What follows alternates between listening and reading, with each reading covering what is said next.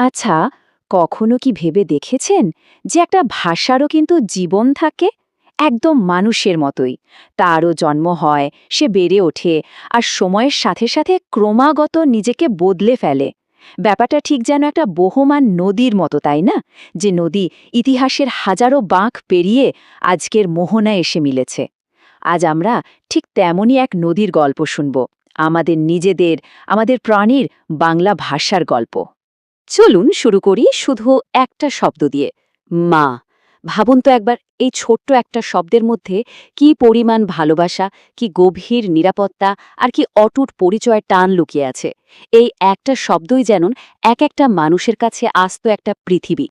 কিন্তু এই যে এত ভালোবাসা আর পরিচয়ে বোনা আমাদের মিষ্টি ভাষাটা, এটা আসলে এলো কোথা থেকে? এর উৎসটা ঠিক কোথায়? এই প্রশ্নের উত্তর খুঁজতে হলে কিন্তু আমাদের পাড়ি দিতে হবে হাজার হাজার বছরের এক লম্বা, রোমাঞ্চকর পথ। তো চলুন শুরু করা যাক আমাদের প্রথম পর্ব, উৎসের দিকে যাত্রা। আমরা এখন ভাষার প্রাচীন বংশলতিকা খুঁজে বের করব। দেখুন, আমাদের বাংলা ভাষার শিকড় কিন্তু একা নয়, এটা এক বিশাল ভাষাগোষ্ঠীর সঙ্গে জুড়ে আছে। এর নাম হল ইন্দো ইউরোপীয়। ভাবা যায় আজ থেকে প্রায় ৫,০০০ বছর আগে এর পথ চলা শুরু। সেখান থেকেই একটা শাখা বেরিয়ে এলো, নাম তার ইন্দো ইরানীয়।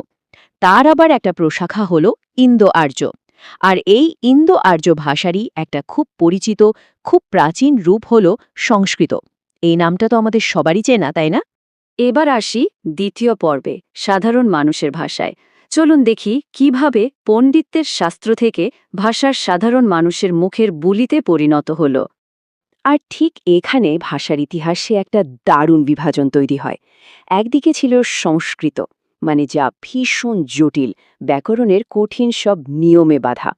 এ ভাষাতেই লেখা হয়েছে রামায়ণ, মহাভারতের মতো বিশাল মহাকাব্য।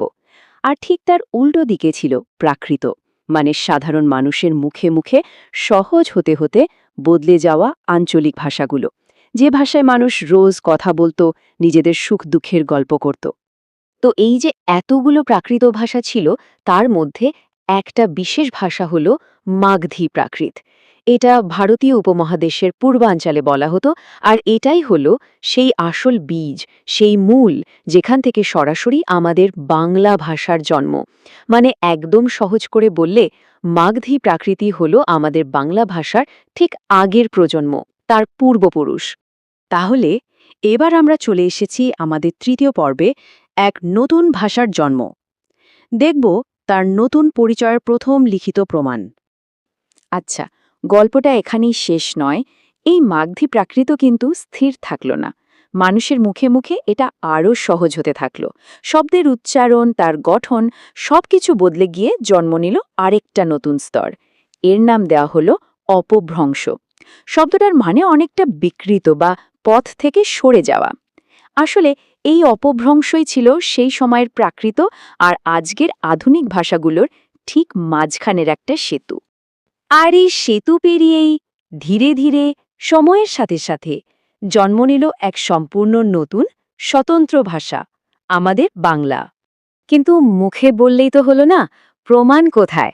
প্রমাণটা হলো চর্যাপদ। ভাবুন, ১৯০৭ সাল পর্যন্ত এর কোনো খোঁজই ছিল না। মহাপদ্ম হরপ্রসাদ শাস্ত্রী নেপালের রাজদরবার থেকে এই প্রাচীন পুঁথিটা আবিষ্কার করেন। আর এই চর্যাপদই হলো আমাদের বাংলা ভাষার প্রথম লিখিত প্রমাণ।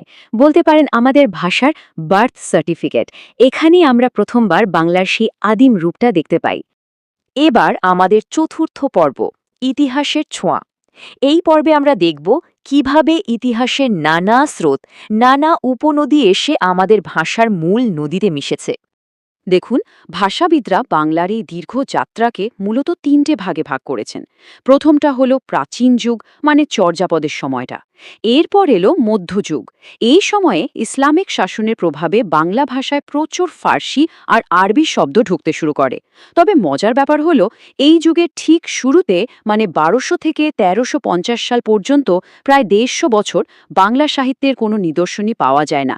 এজন্য এই সময়টাকে অন্ধকার যুগও বলা হয়।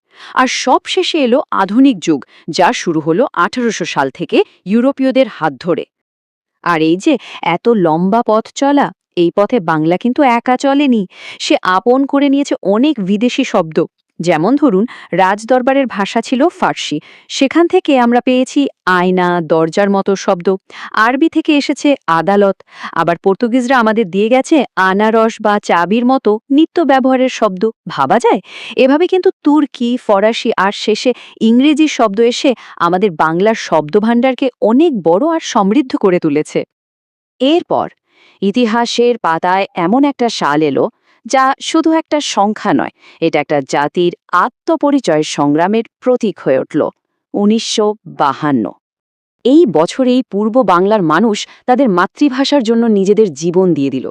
সেদিন তারা গোটা পৃথিবীকে দেখিয়ে দিয়েছিল যে ভাষা মানে শুধু কথা বলা নয়, ভাষা মানে অস্তিত্ব, ভাষা মানে একটা জাতির আত্মসম্মান। আর এই রক্তক্ষয়ী সংগ্রামী বাংলা ভাষাকে তার সত্যিকারের মর্যাদা এনে দিয়েছিল। তো এত ইতিহাস পেরিয়ে এবার আমরা আমাদের শেষ পর্বে চলে এসেছি। চলুন দেখি বাংলার ভবিষ্যৎ। ২১ শতকে দাঁড়িয়ে এই ভাষা আজ কোথায়? আজকের দিনে সারা পৃথিবীতে প্রায় ২৯ কোটি মানুষ বাংলা ভাষায় কথা বলে। সংখ্যাটা একবার ভাবুন। জনসংখ্যার দিক দিয়ে এটা এখন পৃথিবীর অন্যতম সেরা ভাষাগুলোর একটা। যে ভাষাটা একসময় শুধুমাত্র একটা ছোট্ট অঞ্চলের মানুষের মুখের বুলি ছিল, সেই ভাষা আজ সারা পৃথিবীতে গর্বের সঙ্গে ছড়িয়ে পড়েছে। তাহলে শেষ প্রশ্নটা এটাই, গ্লোবালাইজেশন আর ডিজিটাল কমিউনিকেশনের এই প্রচণ্ড দ্রুতগতির যুগে বাংলা ভাষার এই নদীটা আগামী দিনে কোন দিকে বইবে? সে নিজেকে কিভাবে বদলাবে? কি নতুন রূপ নেবে? এর উত্তরটা সম্ভবত সময়ের হাতেই তোলা থাক।